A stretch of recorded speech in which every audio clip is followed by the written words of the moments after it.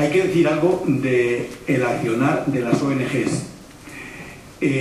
Las ONGs, mencioné un poquito antes el papel que hemos tenido, sobre todo las ONGs de acá, en los países del norte, ¿no? En Haití hay muchas ONGs, mencionaba Camil que en los últimos tiempos han llegado a ser hasta 10.000.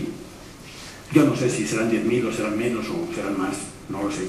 Depende cómo acotemos el concepto de ONGs, ¿verdad? Y seguramente todos estaríamos de acuerdo en que para un proceso de reconstrucción como el que Haití necesita, se requiere desde luego de mucha coordinación entre las ONGs locales, las ONGs de los países del norte, el gobierno haitiano, los organismos multilaterales, los países donantes, etc. Pero desde luego lo que no se puede es culpar a las ONGs locales de las responsabilidades que tienen otros. Ellos cumplieron y están cumpliendo.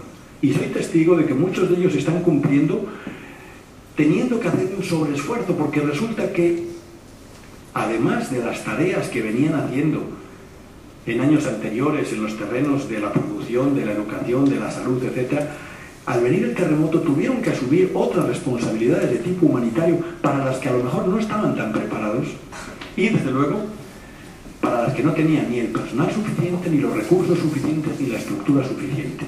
Es un reto y es una deuda que las ONGs del norte tenemos con ellas, de que les exigimos.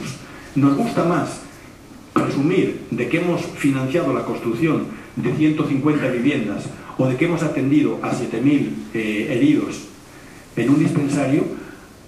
Nos gusta más eso a decir hemos fortalecido orgánicamente y técnicamente y administrativamente y en capacidad de gestión a nuestras contrapartes locales. Es una deuda pendiente que tenemos con ellos.